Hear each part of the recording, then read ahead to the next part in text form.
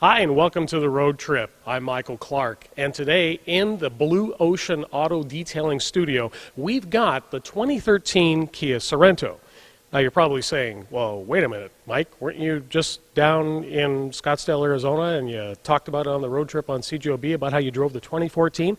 Yeah, but that doesn't mean that we're not going to talk about the 2013 because A, it's here, and B, we don't got a lot of budget. So we need to talk about this because it's also a vehicle that is very popular for the class that it represents. Now, when you think about SUVs in this class, you also remember that there is a third row capability. And the big question is how capable is the third row on the 2013? Because we've just tested the 2014, and we've got good news because there's been a bit of a revamp to the floor pan.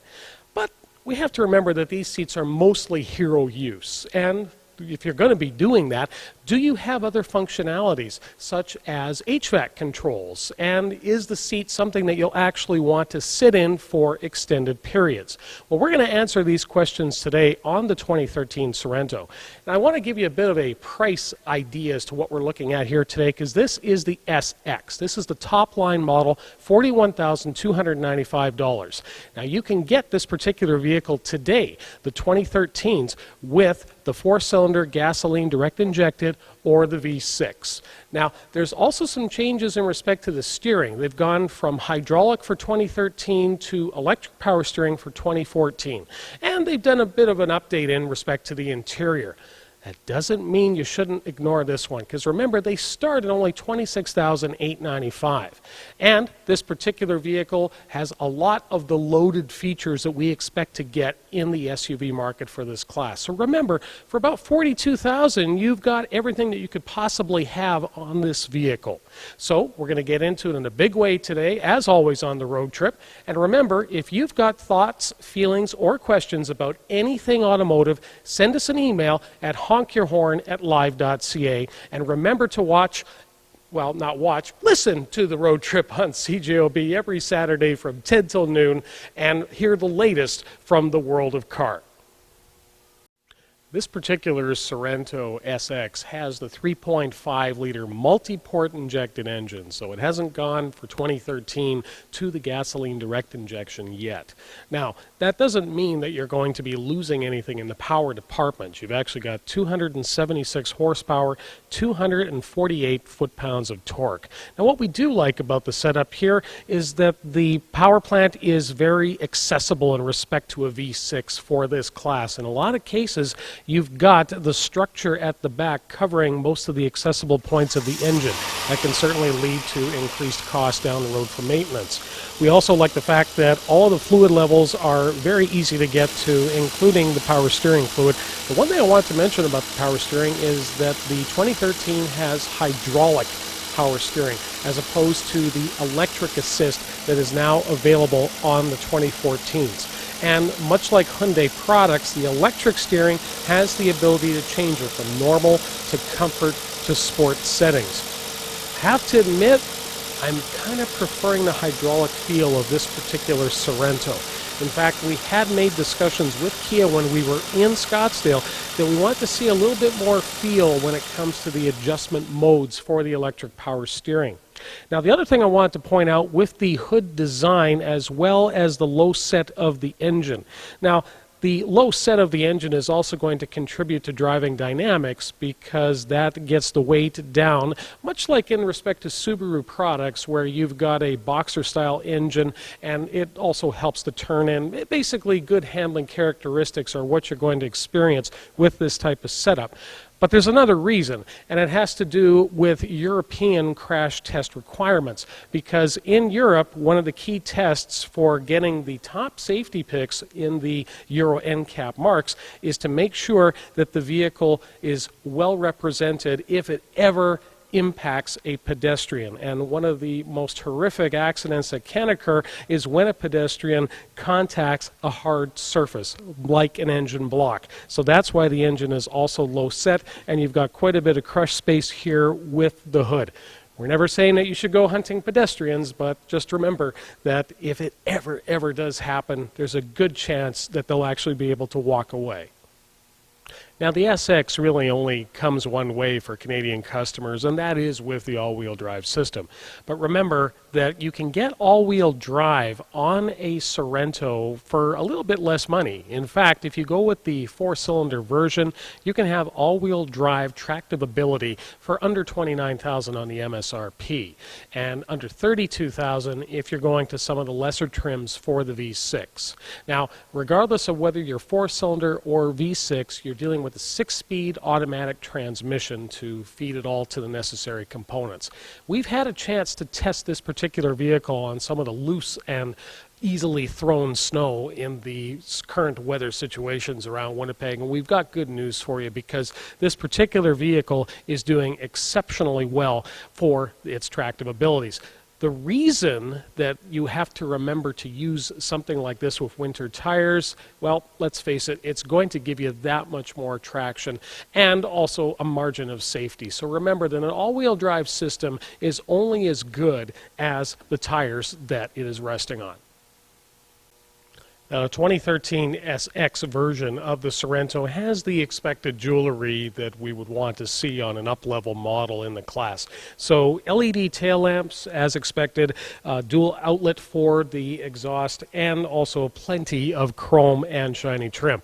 Now, the one thing that we did notice about the tailgate, and something that for 2013 might have been a miss, and that's to have, at this particular level, around a 41,000 mark, to have a power tailgate. So the one thing I did want to point out, though, is that as tailgates go, this is by no means a difficult one to manage, even in the manual sense. So you do have a fob release, but remember, it's not a power tailgate in any way, shape, or form. We simply don't have the architecture here or the necessary struts to support it.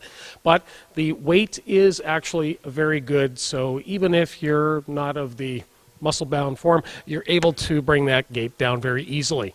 Also wanted to point out that around the gate it is well protected. Remember that the Sorento is a North American build. This is built at the West Point, Georgia plant that the road trip has visited, and they're actually kicking out Sorentos about one every 70 seconds. That's how fast they're coming off the line. They take care of everything at that plant from rolled steel stamped all the way through. So it's a self-supporting plant, and it's been a boon to the Georgia landscape, as well as people who are extremely depressed from the area of the garment industry being removed. So for a lot of people, in fact, when we visited West Point, Georgia, there was actually people that still had signs on their lawn thanking Kia for really re-energizing the local economy.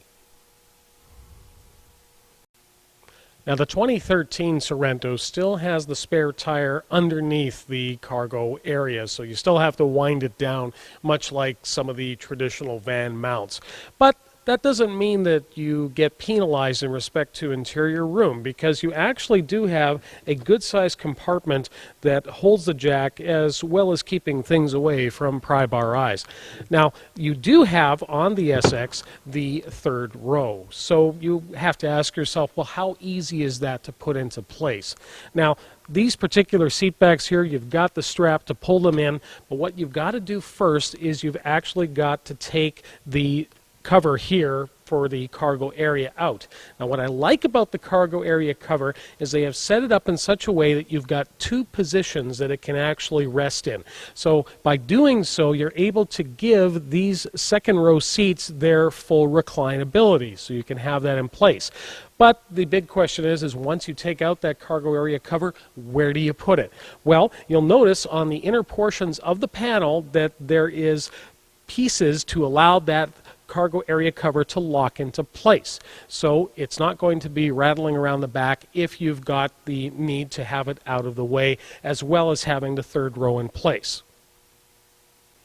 Now, this is what we mean by the third row being pretty much a hero seat when it comes to its capabilities for an SUV of this size.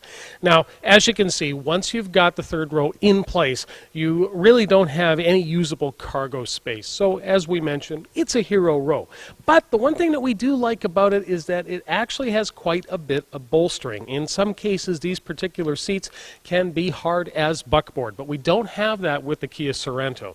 There's good height in respect to the seating position, and that gives you a bit of a theater style of seating so that you're able to actually have good conversations and see forward on this particular Kia Sorento. Now, the one thing that I did want to point out here too is that there is HVAC controls for the rear passengers.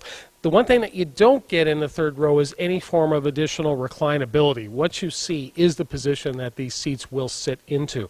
And the headrests themselves, well, it's going to compromise your vision a little bit. But it is just a simple one-strap design, and once you simply flap those down and give it another pull, well, not only can I still hold my microphone, but I can get these seats out of the way and in a flat position very easily to haul cargo. Now, the one thing I like about the Kia Sorento styling is that it's not one of these clad happy type of SUVs that we see in the segment. Now, the main reason we don't like cladding on the road trip is that those are areas for salt and grime to collect and start corroding early. So make sure that regardless of whether it's a Kia Sorento or any other vehicle, that you get a proper rust inhibitor put into the inside panels. Now, there is good sealing around those panels. In fact, at the West Point factory, they even have a test. You have to be really good at applying seam sealer at the factory, and they've got a unique way of making sure that you do. But what I wanted to point out here is that the fit and finish, as much as it hasn't gone as upscale as the 2014, has the soft touch materials where it needs to be. On the armrests, good cushioning, as well as contrast stitching to give it that up-level SX feel. The door pockets are ample, as well as having bottle holders. And the one thing that I do like about the second row is that these particular seats, as you can see, lock into place. And you would think that that's a fairly simple thing to have on these particular vehicles, but it also helps lock the seat into place to give you a proper flat floor. Now, when you have the seat put back into its first detent, you've actually got quite a bit of reclinability to get the right comfort, as well as make sure that you've got good room for those who have been put into the third row. What I do like about these seats is that when you do lower them, the headrests actually pop out of the way automatically, so you don't have to do any additional manipulation to the headrest. Now, once you've got it in place, you can give it quite a bit of extra recline. In fact, it can get downright comfy for the second row passengers, assuming there's no one in the third row. Now, there is the mesh style of seat back pockets, and we have our druthers with those because over time, especially if you're going to be putting a lot of items into them, they will tend to lose their shape. So keep that in mind. Don't be putting too heavy of items into the back. What I do like for vision is the fact that this particular Kia Sorento has the HVAC vents on the pillars. This is important not only for the creature comforts of the passengers, but also in respect to keeping the windows clear. The 2013 Kia Sorento and SX trim also has a very healthy bolster for the second row fold-down armrest with good depth for the dual cup holders. Now, the other thing that also contributes to good vision with the Sorento is the fact that the center headrest is a shingle style, so it gets completely out of the way and you've got very good vision even with the outboards up. So folding this out of the way, the one thing that I didn't wish to have on this particular one was some sort of pass-through. We don't have that with this particular unit, but we do have a good assembly of bolstering for these rear seats, which normally tend to be a little bit slab-sided. Now, the panoramic sunroof that we've got overhead does something that I think some manufacturers may want to think about because it can help keep the costs down. Instead of having a power shade for the dual panes, you've actually got manual sliders. So that's something that's probably not going to break as easily, especially when there's the request from the back to have them open. It's something that a child can do. You know, every now and then, I actually get a vehicle on the road trip with a set of winter tires that I absolutely love, and that is these Hancooks. Now, this is the iPike RW11s. Now, what I love about the way that this tread design is set up here is that you've got exceptionally good space between the tread lugs here. Now this is important because you want to make sure that any of the snowpack that gets in there, that you exit it out the back as quickly as possible. Now the reason behind that is to make sure that these tread lugs are able to then grab more snow and get more stuff out of the way. But the other thing that you've got here is an array of siping and the abilities for these blocks to flex, and thereby getting all of the moisture away from the roadway as quickly as possible. Because what happens when you're sliding on ice, you're actually not sliding on ice, you're sliding on a thin film of water. You're basically hydroplaning. Now the one thing I do like about these particular tires, and we still allow them in Manitoba from, of course, the end of October till the end of April, is the ability to put studs into them. And depending on where you're going to be doing the lion's share of your driving, you might find that something like that might make the difference for you. But it's really more about dealing with a lot of ice. So keep that in mind. You have, of course, the snowflake designation on these tires from the Rubber Association of Canada, so you don't have to put studs on them because they have the same types of compounds that you would expect on other winter tires from different brands. Now the headlamps on the Kia Sorento are actually of the projector style, so you don't have an HID option, but you do have very useful lower fog lamps. One thing we always like to point out on the road trip is the fact that a fog lamp is actually a low beam lamp. So if you have somebody coming towards you, don't flash your lights at them because they're actually not blinding lights at all. In fact, they're very useful to be using on rural roads or in areas where there may be wildlife population. They can help shine into the ditch and hopefully make you see the deer before they meet you the wrong way. Now the up-level SX treatment has this carbon fiber look to it. I don't know why we need it. I don't expect to see this in any races anytime soon. But the one thing I wanted to note here is that there's actually been a little bit more soft touch material that's been put into the 2014. Having said that, as hard plastic goes, this is some of the best fitting that we've seen in the category for some time. So it's certainly not something that looks cheap, and for that part even feels cheap. Now, as we mentioned on the armrests, you do have good stitching as well as padding where it's needed. But something that I did notice on the Kias, and I've had concerns with this on vehicles such as the Rio sedan, is that the front armrests just simply don't have enough padding going on in the current configuration. I'd like to see that changed. Now we mentioned good pockets as well as bottle-specific holders and the Infinity audio system. The glove box itself is actually a good depth and width as well as having a key locking system. The visors are of the sliding variety, and of course when we say sliding we mean the actual sun blockers. So once you've got that into place, you also have the backlit vanities, but remember that is going to be done with the top mount switch.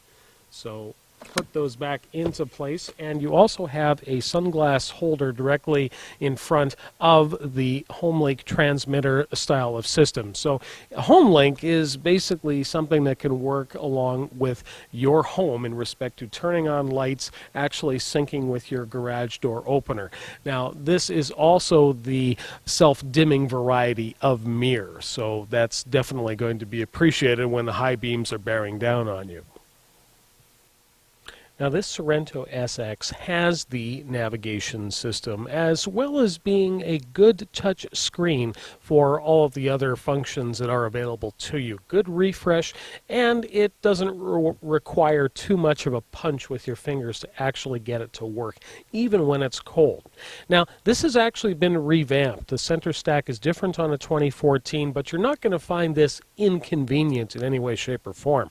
In fact, with the Clean Air Ionizer system, this actually will remove foul odors from inside the vehicle.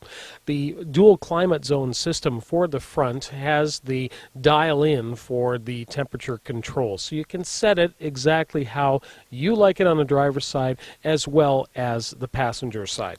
Now the one thing I did want to point out here is that you do have heated seats for both the front driver and the passenger. What you also have for the driver is the ventilation ventilated capability. Now, the one thing we find, and it seems to be a regular concern with the seats on Hyundai as well as Kia products, is the inability to actually put a ventilated portion onto the right-hand side.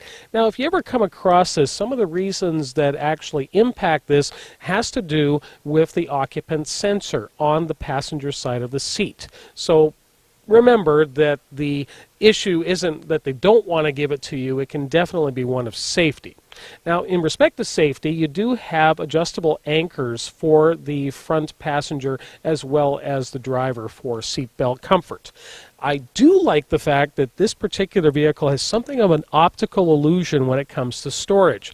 Now, you've got the storage compartment in front of you here, which is also where you're going to find your inlets for your audio auxiliary, the iPod input, as well as USB, and twin 12-volt DC plug-ins. But what you also have, and it's accessed from the sides, from the driver as well as the passenger side, is another compartment that can hide a toque or other things that you want to keep out away from pry bar eyes.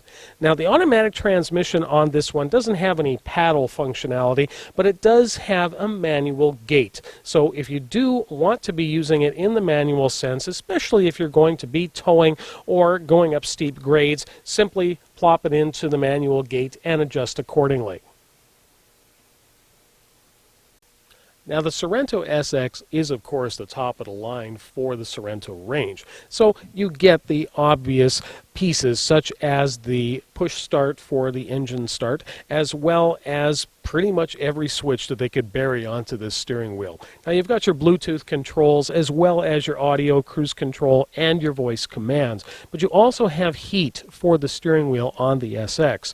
Now, the one thing we do like about the wheel is that it is leather wrapped, and it does have the thumb locators, and those are very important for making sure that in the event of an emergency maneuver, that you stay properly centered and make sure that you make the most of the 9 and 3 movement. So they're actually there on purpose.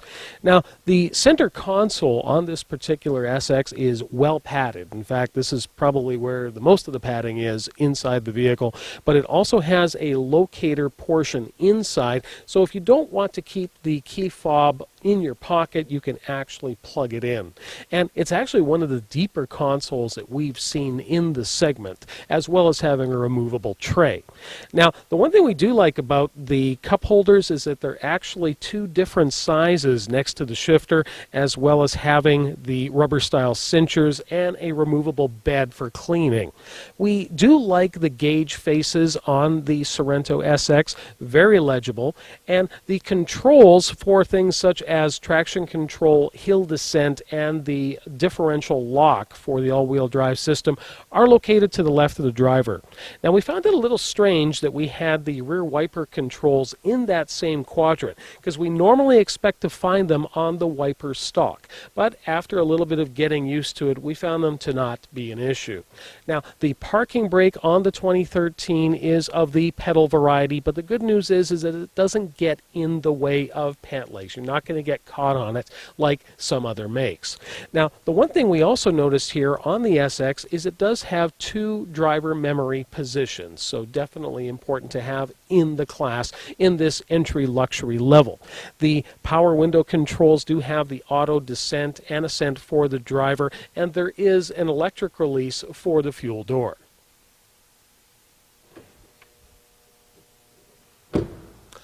Well, that's our look at the 2013 Kia Sorento, and as you can see, it's got a lot to offer, even though the 2014 is now arriving. So if you're looking for a vehicle that definitely still has a lot of the advantages that is Sorento, this is definitely one that should be on your shopping list, because you're not going to be seeing a huge difference in respect to economy with going with the 2014, because remember, the other things that affect an SUV, especially on the V6 side, is the torque. And the torque is very minimal in difference between the 2013 and the 2014 V6. So keep that in mind when you're doing your shop. And remember, too, that there's usually stronger incentives for a model like this as the new model is being introduced early.